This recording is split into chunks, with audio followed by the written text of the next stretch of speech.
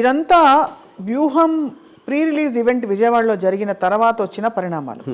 Hit అయినట్టు అన్వయించుకోవాలా మేము, అంటే మీడియా హిట్ అనేది పాయింట్ కాదు, ఇట్ ఈస్ డ్రాయింగ్ అటెన్షన్. ఇప్పుడు ఇక్కడ పాయింట్ హిట్ అనేది ఫైనల్గా ఈవెంట్ కాదు కదా, అక్కడ వ్యూహం అనే సినిమా వస్తుంది. ఆ సినిమాలో ఏముంది, ఏం చూపెట్టబోతున్నాడు అనేది పాయింట్. వ్యూహం ఈవెంటా, ఇంటర్వ్యూలో అదన్నాడా, లేకపోతే ఇక్కడ చేశాడా, అది పాయింటే కాదు. ఇది వాళ్ళ కన్సర్న్ నేను చెప్పేది. అవును, అప్పుడు మీరు కోర్టుకి వెళ్ళి సెన్సార్ బోర్డ్ సర్టిఫికేట్ రివోక్ చేయమని చెప్పి, లేకపోతే ఇంకోటి ఏదో చెప్పి, ఇవన్నీ కూడా ఫస్ట్ ఆఫ్ ఆల్ సినిమాలో ఏముంటుందని ఎవరైనా ఎక్స్పెక్ట్ చేస్తారు? అంతే, which is the bigger question. ఇప్పుడు సింపుల్ థింగ్, మనం ఎవరైనా సరే మనం పొద్దున్న నోరెప్పితే మనం ఒక ఒపీనియన్ చెప్తాం, ఒక స్పెక్యులేషన్ చేస్తాం, ఒక దాన్ని డిఫెండ్ చేస్తాం, ఒక దాన్ని ఒఫెన్సివ్గా చెప్తాం, ఎవరినో ఏదో convince. Whole point of communication is only that. అది భార్యాభర్తల మధ్య, ఫ్యామిలీ మెంబర్సా, ఎంప్లాయీసా, కలీగ్సా, పొలిటికల్ పార్టీసా, ఎవరన్నా చేసేది అదే. ఇన్ని కథలు వస్తాయి సినిమాలు, అన్ని ఏంటి, క్యారెక్టర్స్ కాన్ఫ్లిక్ట్ ఉంటాయి. సో రియల్ లైఫ్ ఆస్పెక్ట్లో కూడా అది ఉంటుంది.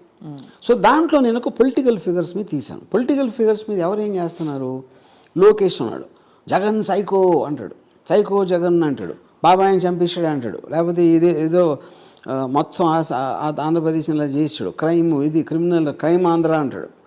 ఇవన్నీ ఏంటి, ఎలిగేషన్స్. అవును, దానికి జీరో ప్రూఫ్ అతని దగ్గర. అవును, లేకపోతే ఎర్ర బుక్ ఉంది, ఆడి పేరు రాసా, వీడి పేరు రాసా అంటాడు. అవును. ఇప్పుడు దానికి నేను ఒపీనియన్ చెప్పడానికి, ఇంకోటి ఎవరో చెప్పడానికి ఏంటి తేడా? సినిమా అనేది మీడియం, అది. అవును, సినిమా అనేది ఒకటి రన్ అవుతుంది కెమెరా, దాంట్లో ఎవరో ఏదో చెప్తున్నారు, ఎవరో ఏదో చూపిస్తున్నారు. ఎగ్జాక్ట్లీ వాళ్ళు చేసేది అదే, యూనో. సో ఇప్పుడు ఆర్టికల్ 19లో freedom of expression, freedom of speech, ఆ కాంటెక్స్ట్ ఏంటది? It is one person is having an opinion about what's happening, that's a legally protected right. అది కరెక్ట్. ఓకే, అప్పుడు దాని బేసిస్ మీద వీళ్ళందరూ బతికేది. అవును, పాలిటీషియన్స్ మాట్లాడితే చంపేస్తా అది చెప్పేది కూడా దాని మూలనే. మీకు అప్పుడు ఇలాంటి ఫిజికల్ థ్రెట్ ఇస్తే జైల్లో పడేస్తారని చెప్తారా? ఇంపాసిబుల్ చెప్పటం. సో ఇప్పుడు దాంట్లో భాగంగా నేను తీసాం. ఇప్పుడు సపోజ్ నేను వాళ్ళు ఏమంటున్నారు, స్కిల్ స్కామ్లో వచ్చిన డబ్బు అంతా చంద్రబాబు నాయుడు తీసుకున్నాడని చూపెడతాడు అని వాళ్ళ స్పెక్యులేషన్. నేను ఒకవేళ చూపించింది అనుకోండి, ఏం చూపిస్తాను నేను?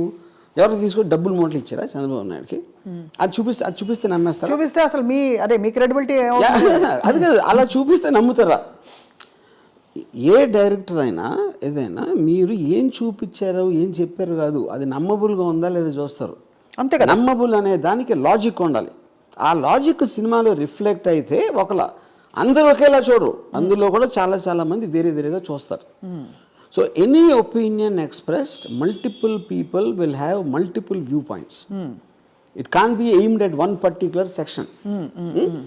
అప్పుడు మెజారిటీ మంది ఏం నమ్మారు అనేది ఒక రిలేటివ్ ట్రూత్గా నిలబడుతుంది హిస్టరీలో. అంతే కదా. అంతే. సో ఇప్పుడు ఏం చేయాలి మీరు? ఇప్పుడు సపోజ్ సినిమా అనేది ఇలా చేస్తుంది అంటే మీరు తీయండి సినిమా. అంతే కదా. మీరు ఇప్పుడు రేపు సినిమా తీసి జగన్నే గోడ దూకోసి వచ్చి బాబాయిని హత్య చేసాడని చూపించాడు అనుకోండి, అది నమ్ముతారు ఎవరైనా? అంతే. నేను అదే అంటున్నా. సో బేసిక్గా ఇట్ ఈజ్ అంటే ఒక అంటే వాళ్ళకు కూడా ఖచ్చితమైన అండర్స్టాండింగ్ ఎందుకు లేదంటే, వ్యూహం సినిమాలో ఒక యూనిక్ పాయింట్ అండి, ఎంతవరకు వరల్డ్ హిస్టరీలో కంటెంపరీ ఇప్పుడు జరుగుతున్న దాని మీద ఒక సినిమా రాలేదు. ఇప్పుడు ఉన్న క్యారెక్టర్స్, ఇప్పుడు జరుగుతున్న పరిస్థితుల మీద. లక్ష్మీ ఎన్టీఆర్ అనేది 25 సంవత్సరాల క్రితం సినిమా, కరెక్ట్ స్టోరీ. వంగవీటి అంతే. అప్పుడు అది ఎలా జరిగింది, ఏంటి, ఎలా ఉంటుందని ఎవరికి అర్థం కూడా కావట్లేదు. కాకపోతే వాళ్ళు వ్యూహం ట్రైలర్లో దానికి సంబంధించిన మెటీరియల్ మేము ఏదైతే రిలీజ్ చేసామో అది మాత్రం చూసి వాళ్ళేదో గుమ్మడికాయ దొంగ అంటే భుజాలు తడుముకున్న రీతితో ప్రవర్తిస్తున్నారు. అది ఏం చేయాలో తెలియక ఎవరికి తెలియకుండా కోర్టులో కేసు పెట్టి, దాని మీద ఇంతవరకు నారా లోకేష్ పబ్లిక్ ఒక ముఖం లేదు, నేను కేసు పెట్టినాను చెప్పలా. నేను కేసు పెడతానని చెప్తాను నేను, because that is nothing to hide. అలా కేసు పెడితే కూడా వాళ్ళు దడుచుకుంటారని ఎక్కడ అన్వయించుకుంటారో అని ఏం కాదు, ఫైనల్ వస్తుంది కదా బయటికి. మీరు వెనకాల నుంచి చేసిన అవసరం లేదు కదా. మీరు అన్ని ముందు నుంచి జగన్ సైకు అన్నీ అన్నప్పుడు వ్యూహం మీద కేసు పెట్టడానికి మీరు ఏమి మాట్లాడుకుని ఎందుకు పెట్టాలి అసలు? అంటే we don't even recognise it అనే ఒక ఇది కూడా అది అట్ ద సేమ్ టైం ఇప్పుడు వీళ్ళు ఉన్నారు, ఇప్పుడు వాళ్ళకి తెలిసి చేశాడా ఎవడు మన కలిగిపూడి వాడు తెలియక చేశాడా, అది ఒక పాయింట్. కానీ ఇది జరిగిన తర్వాత కూడా నేను ట్యాగ్ చేసినా కూడా వాళ్ళు ఎవరు రియాక్ట్ అవ్వాలి, అసలు ఇది లేదు అన్నట్టు బిహేవ్ చేస్తున్నారు. ఇది లేదు అసలు నాకు తెలీదు అన్నట్టు బిహేవ్ చేస్తున్నారు, which means either they're endorsing. ఇలాంటి కైండ్ ఆఫ్ రెటారిక్ని ఒక మూడు సార్లు సీఎం చేసి 40 నేనని కాదు, ఇది ఎవరి మీద జరిగినా ఇంక్లూడింగ్ దావుద్ ఇబ్రాహిం మీద చేసినా కూడా దిస్ ఇస్ అ క్రైమ్. అదే exactly registered terrorist exactly. Osama bin Laden, most dangerous man in the world, Yahya Sinwar మీద చేసినా కూడా దిస్ ఇస్ రాంగ్. ఇది మన సెటప్లో. Because the whole simple point is you cannot take law into your own hand. Yeah, అది and in this kind of drastic manner. Exactly. ఇది north కొరియాలో కూడా చేయరు ఇలాంటిది, ఫర్ ఎగ్జాంపుల్ చెప్తున్నా. యా. సో ఇప్పుడు మరి ఇంత పెద్ద క్రైమ్ జరిగిన తర్వాత పార్లర్లీ మీ వ్యూహం సినిమా రిలీజ్ అవుతుందా లేదా అనే ఒక క్వశ్చన్ మార్క్కి మీకు ఇంకా ప్రశ్నలు ఉన్నాయా సార్, లేకపోతే మీరు? యా, సినిమా రిలీజ్ అవ్వకుండా ఉండేది క్వశ్చన్ లేదు, ఇట్స్ క్వశ్చన్ ఆఫ్ టైం అంతే. యా. ఇక్కడ ఎన్సీబీఎన్ అండ్ కొంతమందిని మాత్రమే ట్యాగ్ చేశారు, వైసీపీ వైపు నుంచి కానీ జనసేన నాయకుల్ని కానీ మీరు ట్యాగ్ చేయలేదు, కారణం ఏమన్నా ఉందా? బికాజ్ అతను ఎవరెవరి గురించి చెప్పాడో వాళ్ళు చేశారు. ఓకే, అంతే. ఈ కాంటెక్స్లో అతను మెన్షన్ చేసిన నేమ్స్ మాత్రం ట్యాగ్ చేశారు. ఏం చెప్పాడు ఎగ్జాక్ట్లీ? అది ఇప్పుడు చిరంజీవి మన పవన్ కళ్యాణ్ కానీ లొకేషన్ కానీ మన చంద్రబాబు గారు ఏమన్నా అంటే ఇంటికి వచ్చి తగలబెట్టేస్తాం. యా, అలాంటి ఇంటికి వచ్చి తగలబెట్టేస్తాం. మొన్న ఈ గొడవలన్నీ మీ ఆఫీస్ ఎదురుకుండానే జరిగినప్పుడు what did you feel Ramagopal? గతంలో కూడా జరిగాయి, యు యూజ్డ్ టు ఇట్. చాలాసార్లు జరిగింది కానీ not used to it.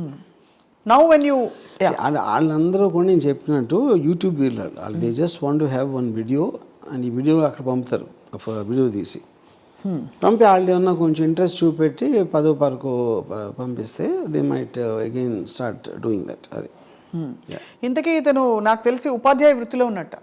Yeah, I heard is some IAS coach, IAS academy ఏదో నడుపుతున్నాడు, కోచింగ్ సెంటర్. ఇంకా స్టూడెంట్స్ కర్మ, ఇంకేం చేస్తాం.